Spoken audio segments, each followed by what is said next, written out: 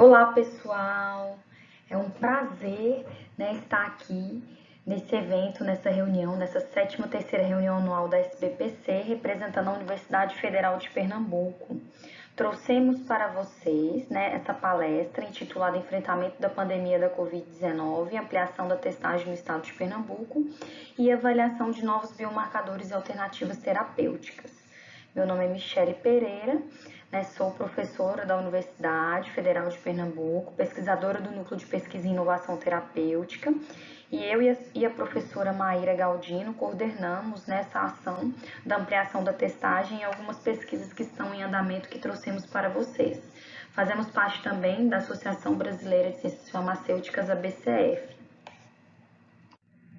Então, comentando um pouquinho sobre a Covid-19, desde o início, né, da pandemia, né, que já realizou aí um ano de pandemia, a gente observa, né, nas curvas estatísticas que o Brasil ele permanece numa curva ascendente. Nesse primeiro gráfico aqui, a gente observa, né, as curvas de vários países, dentre eles os Estados Unidos, que é essa curva em vermelho, né, eles tiveram um pico entre meados de novembro do ano passado, né, e atravessaram janeiro e fevereiro. No entanto, eles já conseguem visualizar um declínio drástico no número de casos devido a vários fatores, dentre eles essa vacinação em massa. A Índia, que é essa curva aqui no final em verde, que vocês também estão vendo ela em maior aumento no gráfico de baixo, eles observaram um aumento recente aí nos meses de maio, né, e agora a gente está observando um declínio nesse número de casos devido à ampliação da vacinação na Índia, né, nesse país. O Brasil, né, a gente pode observar nesse primeiro gráfico que a curva continua ascendente com pequenos declínios. Por que a gente não observa, né, esse declínio drástico no número de casos no Brasil desde o início da pandemia? Porque, infelizmente, no Brasil, a ação, né, foi de uma forma descentralizada, não teve uma organização a partir do governo federal e ficou muito a cargo de cada estado e cada município. Então, o que a gente observa é que não foi feito, né, não foi realizada uma ação coordenada. E essa curva, né, sempre em ascendente, infelizmente, né, ela assombra aí um número terrível, né, de mortes. A gente assoma aí mais de 400 mil mortes no Brasil desde o início da pandemia, com mais de 16 milhões de casos confirmados. E a média, né, do número de mortes no Brasil ainda continua alta. Isso indica que o Brasil precisa tomar medidas para tentar controlar melhor essa pandemia. Dentre as medidas, né, essenciais hoje para tentar diminuir a transmissibilidade é a vacinação. Observe, né, nesse gráfico, né, sobre o número de doses de vacina administrada a cada 100 mil pessoas, né. Os Estados Unidos eles começaram logo no início de janeiro, assim que as vacinas foram liberadas e aprovadas para uso, eles começaram uma vacinação em massa, né. Então hoje eles observam eles já praticamente vacinaram a maior parte da população deles, né? Então, hoje, os Estados Unidos têm um cenário muito mais, digamos assim, muito mais positivo, né? E o Brasil, ele começou tardiamente a vacinação em massa, né? Então, a gente demorou a iniciar a vacinação até uma compra efetiva, né, de vacinas. E agora é que o Brasil está ampliando nessa taxa de vacinação, como vocês podem ver, né, a partir de abril. Então demorou um pouco mais, por isso que os números ainda no Brasil ainda são elevados, né? Então a gente observa que em 20 de março o Brasil tinha apenas essa taxa de vacinação de 0,14, enquanto que os Estados Unidos era 67. Hoje, o Brasil agora em maio, né, já reverteu essa situação, no entanto foi uma resposta tardia. A gente espera, né, que nos próximos meses a gente possa, né, ter vacinado o maior número de pessoas para a gente tentar diminuir esse avanço, né, na transmissibilidade do SARS-CoV-2 na população brasileira. Outra medida importante, né, para o controle melhor da pandemia é a testagem em massa. Então, desde o início da pandemia, a Organização Mundial de Saúde ela já havia definido que a taxa de positividade de uma população, né, era um parâmetro, era um indicador importante, né, em relação aos gestores públicos tomarem as medidas de restrição, né, de confinamento, de lockdown. Então, o que que ela determinou? Né, que os países, as cidades, né, no caso os estados, que tivessem uma positividade menor que 5% era um indicativo, né, de que a pandemia, né, de que a transmissibilidade estaria num nível mais controlado. E aí a gente poderia flexibilizar um pouco essas medidas. Né? Então, essa testagem ampla da população ela é essencial para esse melhor controle. Né? Então, os Estados Unidos, como vocês podem ver nesse gráfico, né, eles têm, né, uma análise muito organizada de todos os estados, né, dos Estados Unidos. Então, observe aqui, né, nessas curvas, são todos os estados em verde que estão com uma taxa de positividade abaixo de 5%, e em laranja, esses estados que estão em alerta com uma taxa de positividade maior que 5%. Ou seja, com esse teste em massa, aí eles têm registro de quantos testes estão sendo realizados por município, por estado, né, a cada 100 mil habitantes. Eles têm uma ampla testagem, o que garante, né, essa avaliação mais precisa do número de positivos. Essa testagem, como eu falei para vocês, ela é essencial, né, para a tomada de decisão política, né, e econômica. Então, no Brasil, outro parâmetro importantíssimo para um controle eficiente da pandemia, né, num país, num município, é a testagem em massa. Né? Então, o Brasil ele ainda apresenta uma testagem baixa comparada aos outros países. Né? Então, no início da pandemia, a gente enfrentou vários problemas, como falta de insumos, né? A descentralização, né, de forma organizada de como seria essa testagem. Né? No entanto, a gente foi atravessando esses desafios, né, e muitas universidades do Brasil todo, como a Universidade Federal de Pernambuco, a do Rio de Janeiro, a USP, né, fizeram uma força-tarefa para tentar ampliar essa testagem. Né? Então, aproveitando o know-how, né, dos pesquisadores, a infraestrutura, né, com os equipamentos necessários para a realização da PCR em tempo real, que é o teste padrão ouro hoje para o diagnóstico da Covid-19, a gente tentou avançar. No entanto, ainda é muito pouco, né, comparado aos outros países. Né? Uma notícia recente apontou que os testes, né, ainda no Brasil são insuficientes. A gente não consegue ter um quantitativo suficiente para poder avaliar melhor e rastrear melhor os casos de positivos, os casos assintomáticos, para a gente ter esse controle da transmissibilidade. Então, isso é um problema no Brasil ainda. Né?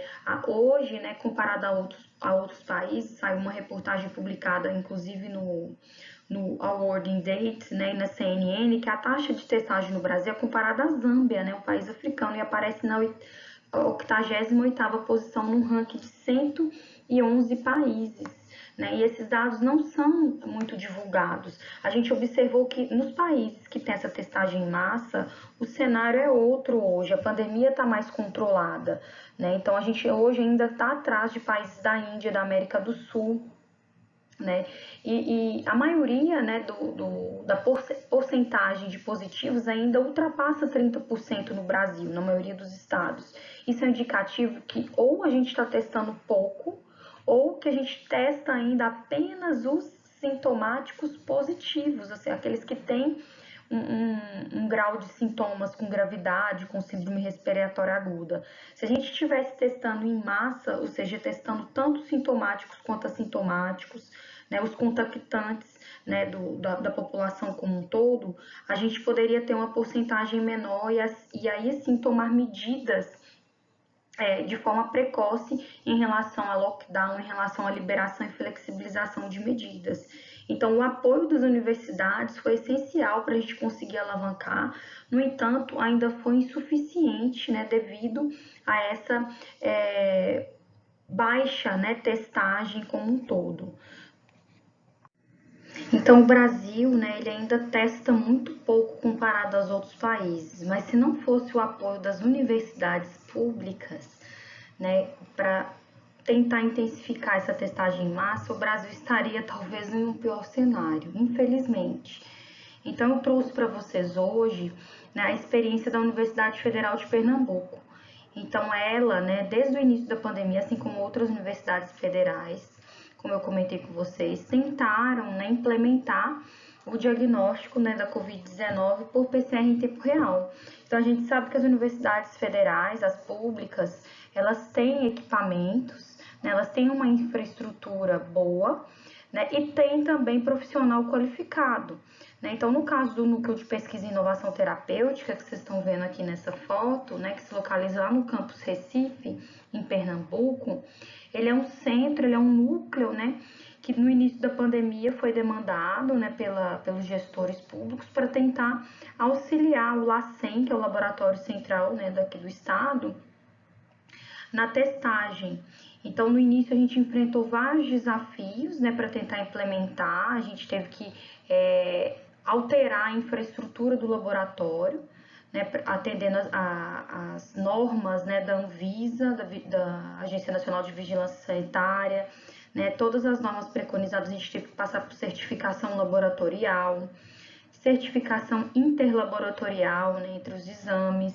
Então, foram feitas todas as adaptações necessárias, né, para manter a segurança, a biossegurança dos pesquisadores envolvidos, dos alunos envolvidos. E hoje o NUPIT tem uma capacidade de realização de mais de 3.000 testes por PCR em tempo molecular para o diagnóstico, né, do SARS-CoV-2. Além, né, dessa prestação de serviço, né, dessa ampliação da testagem em massa, o NUPIT hoje ele participa de várias pesquisas, né, relacionadas ao SARS-CoV-2. Dentre essas pesquisas, a gente tem o monitoramento genômico, né, o sequenciamento das variantes, que a gente faz em parceria com o professor Valdir, lá do Laboratório da Genética da Universidade Federal de Pernambuco. Então, já foram sequenciadas mais de 16 variantes, né, identificadas mais de 16 variantes aqui no estado desde o início da pandemia. E esse monitoramento ele deve ser constante, né, até para a gente saber, né, se está ocorrendo algum surgimento ou não, né, identificação de uma nova variante aí que pode desencadear casos mais graves e aí os gestores públicos tomarem medidas mais restritas, né, como, por exemplo, além das medidas, né, de restrição de mobilidade, a ampliação dos leitos, né. E assim, em relação às pesquisas, eu destaco o Rebra-Covid, que é uma pesquisa importante que o NUPIT faz parte, né. O NUPIT é um dos centros recrutadores de pacientes que faz parte desse projeto que é multicêntrico nacional, envolvendo vários estados, como Mato Grosso, né, Rio Grande do Norte, São Paulo, Rio de Janeiro, Bahia. Então, vários centros estão recrutando, né, pacientes e vão fazer um estudo de segmento desses pacientes com Covid-19 para a gente tentar identificar a história natural da doença, identificar biomarcadores. Eu destaco aqui que eu trouxe para vocês os resultados, né, dessas pesquisas que a gente está com esses dados, né, mais avançados, digamos assim. Também temos projetos, né, que estão sendo sintetizadas novas moléculas, né. O NUPIT ele também tem um laboratório de síntese, né, molecular, né. O professor Ivan da Rocha Pita é um dos coordenadores desse laboratório que realiza a síntese de novas moléculas, né, candidatas terapêuticas aí para o tratamento. A universidade foi contemplada aí com auxílio da FINEP, então a gente está finalizando, né, a implementação do laboratório de biossegurança nível 3 para a gente conseguir testar essas novas moléculas aí para o tratamento. Além disso, o grupo participa, né, do estudo da Rede Vírus Nacional dos Laboratórios de Campanha para identificar e testar novos testes de diagnóstico. Então, a gente tem, né, tanto o Saliva Express, que é a partir da saliva, a gente é um dos laboratórios também recrutadores, né, que é coordenado pelo professor da UFMG, então a gente está recrutando também a saliva dos pacientes para tentar avaliar o perfil, né, metabólico a partir do espectrômetro de massas, né, o FTIR, a gente tentar identificar potenciais biomarcadores de severidade, de infectividade, né? E além de outros testes diagnósticos de sensores também, que vários professores do grupo, do núcleo, também participam. Então, eu trouxe para vocês fotos, né, lá do NUPIT, depois dessas modificações de infraestrutura para a gente realizar nessa testagem em massa. Vocês podem observar que a gente tem as salas com os freezers para biorepositório. Temos as salas de processamento das amostras, né? E vocês podem ver aqui nessa segunda foto que os pesquisadores, eles precisam ficar todos com os EPIs adequados, né, para evitar a contaminação, já que eles vão processar essas amostras de suave potencialmente positivas. A gente tem as salas de extração do RNA. Hoje a gente tem um robô que ele acelera, agiliza, né, essa extração. E as salas de PCR. Então, hoje o NUPIT, né, ele já chegou a receber mais de 600 amostras por dia, né? No momento a gente está com um baixo quantitativo, né, de recebimento devido à aquisição de insumos, assinatura de contratos. No entanto, essa capacidade ela foi ampliada e hoje, né, o NUPIT consegue responder de forma adequada aí a esse atendimento, né, dessa testagem em massa por pesquisa. Então, nessa tabela acima, né, a gente observa que dentre esses exames que o NUPIT realizou, a gente fez mais de 50 mil, né, dos municípios da região metropolitana, né, Recife, região metropolitana, e mais de 25 mil, aí em torno de 26.312 exames para os municípios do interior do estado. A gente também atende, né, os pacientes do Hospital das Clínicas da Universidade, realizando exames, né, prioritários para o hospital, especialmente aqueles elencados para fazer cirurgia, né, além da equipe interna, né, que a gente precisa fazer para tentar manter o rastreio da doença na equipe, e repetições e outros. Então, hoje a gente aí está alcançando quase 100 mil testes realizados.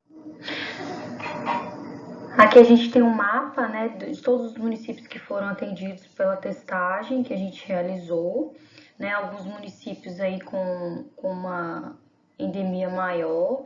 A gente, inclusive, né, utilizou essas amostras para fazer o sequenciamento, né, para avaliação desse monitoramento genômico das variantes. Então, nesses dois gráficos de pizza, a gente observa que a porcentagem de positivos ainda é elevada, né, tanto na região Recife, região metropolitana, quanto nos municípios. Especialmente nos municípios do interior do estado, a gente tem uma porcentagem de positivos acima de 30%. Isso é um indicativo que a gente deveria estar testando mais, né? Ou seja, os municípios deveriam se organizar para a gente ampliar essa testagem e não apenas testar, né, esses pacientes apenas nos casos graves, né? O estado de Pernambuco, desde o ano passado, ele tentou ampliar essa testagem para os sintomáticos e a gente tem tentado tornar, né, essa testagem aí mais ampla, né? E aqui algumas curvas só mostrando como é o quantitativo aí ao longo, né, de todas essas semanas epidemiológicas desde o início, né, da testagem que a gente iniciou em maio do ano passado.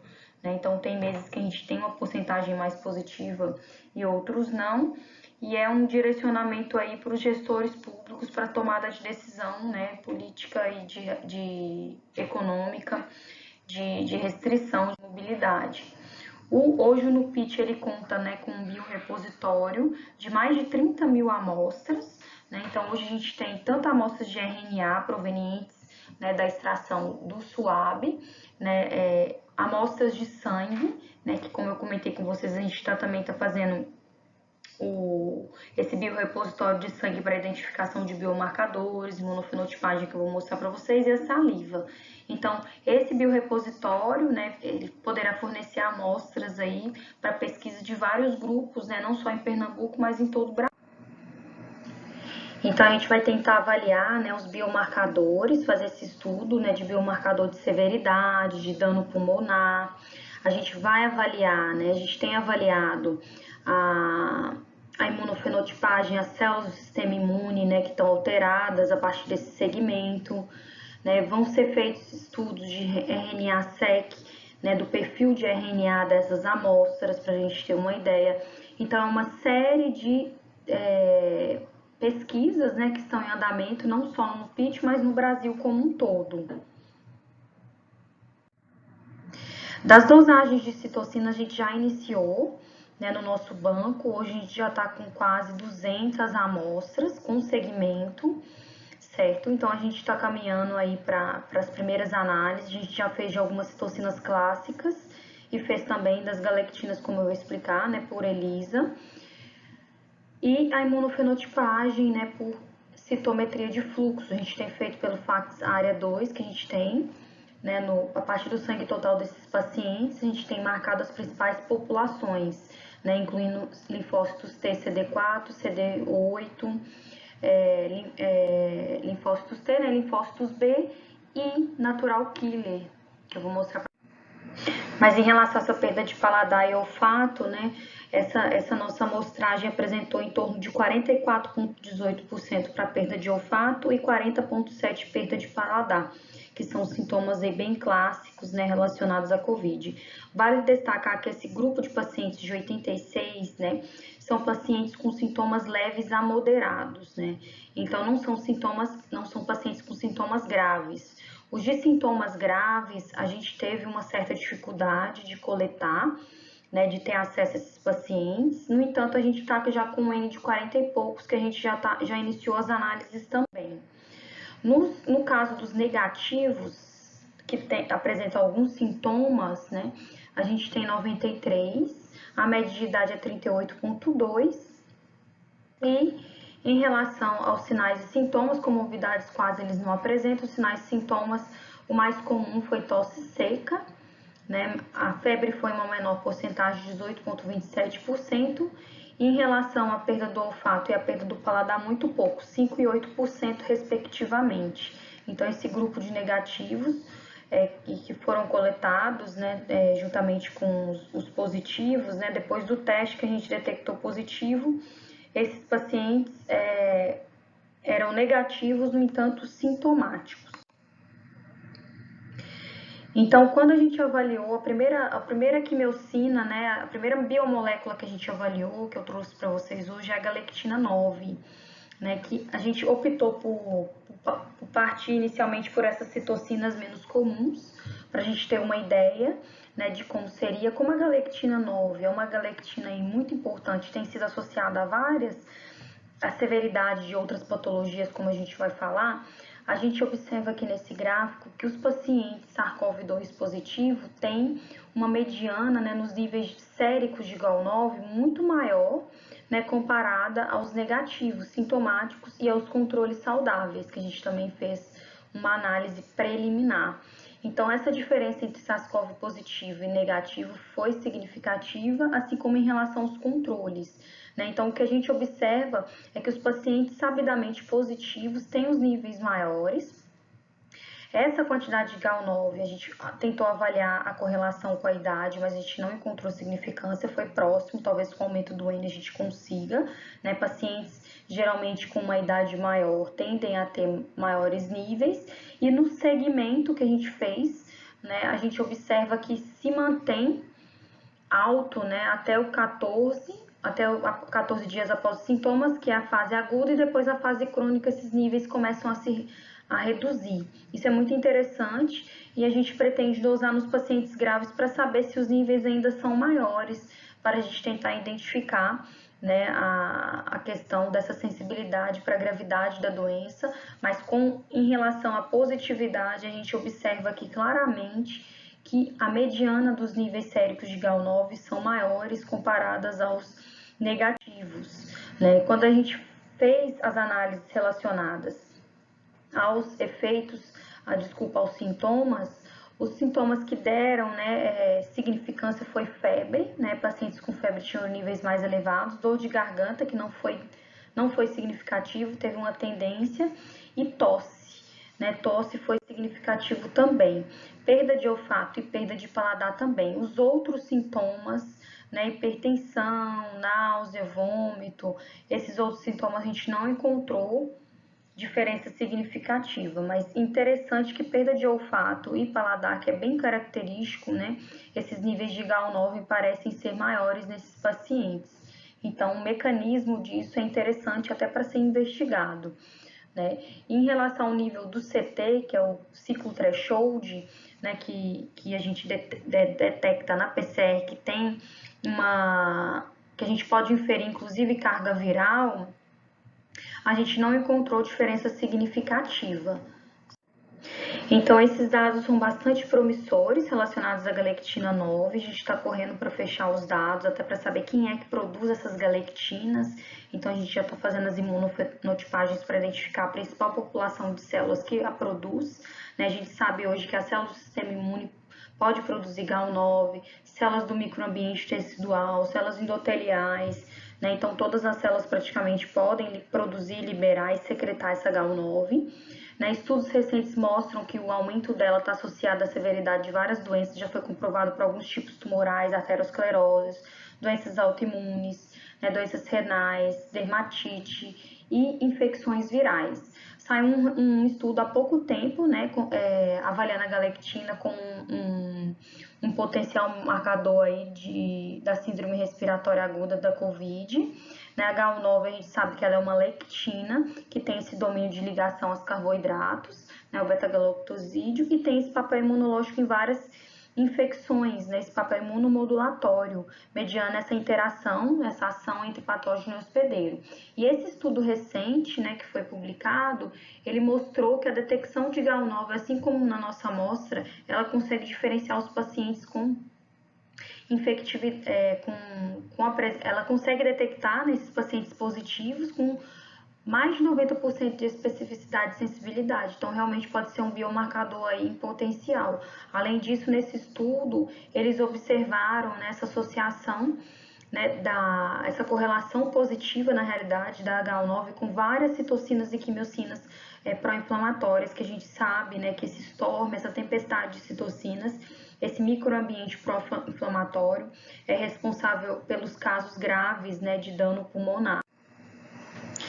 Então, também realizamos imunofenotipagem, né, com alguns pacientes recrutados em segmento do projeto, e a gente avaliou, né, várias populações. CD8, a gente observa que, por enquanto, com esse N, a gente tem um N aí em torno de 28, a gente ainda não conseguiu significância, mas para células B, a gente já observa nessa diferença, especialmente um aumento aí no 14 dias após os sintomas, que se mantém e aumenta um pouco 21 e depois começa a decair. Então, a gente está aumentando esse N para conseguir ter um poder estatístico melhor, mas já se sabe, né, que essas populações têm diferentes respostas, né, na patologia do SARS-CoV-2. A célula T também, CD28 e CD4, a gente não encontrou significância, nem natural killer, né, a gente também ainda não encontrou valores significativos. Esse estudo, então, ele mostra, né, de forma bem interessante que essa memória imunológica ela é heterogênea, né, dependendo da carga viral, né, dependendo das comorbidades desse paciente. Então, ainda tem muito estudo aí para ser realizado para a gente tentar entender nessa diversidade de memória entre os indivíduos, certo? Finalizando, então, né, a apresentação, o grupo, então, do Núcleo de Pesquisa e Inovação Terapêutica, né, tá com várias pesquisas em andamento, alguns artigos, né, submetidos, a gente está esperando resposta, algumas notas técnicas que foi importante, né, para disseminação de informação relacionada às variantes, relacionada ao teste padrão ouro no início da pandemia. Então, e-books, né, que a gente produziu ao longo desse tempo. Então, foi muito produtivo esse tempo de pandemia. E essa pandemia também trouxe muitas parcerias boas que vão render muitos frutos, né, acho que para toda a pesquisa no Brasil. Deixo aqui meus agradecimentos, né, a toda a equipe do Núcleo de Pesquisa e Inovação Terapêutica. Né, hoje a gente são mais de 30 estudantes de graduação, pós-graduação, pesquisadores e professores de diferentes departamentos. Nessa foto aqui a gente está com o nosso magnífico reitor, né, que apoiou toda a ação do diagnóstico. Né, ele enfrentou, né, e correu atrás de várias colaborações aí com órgãos públicos para a gente conseguir implementar e tentar auxiliar aí nessa força-tarefa. E aqui estão outras professoras do grupo, né, como a professora Maíra também, que coordenou a ação no início da pandemia, e Michele Rosa também. Todos esses pesquisadores, né, participaram ativamente, né, dessa testagem em massa e das pesquisas. Né? Então, aqui há todos os órgãos, né, que nos ajudaram, cedendo insumos, né, e material para a gente fazer, né, toda a testagem, o Ministério da Educação, o Ministério Público do Trabalho, o MCTI, a Prefeitura do Recife, a Associação Municipalista do Estado de Pernambuco, enfim, todos os colaboradores que contribuíram para que isso ocorresse. Deixo aqui os nossos contatos.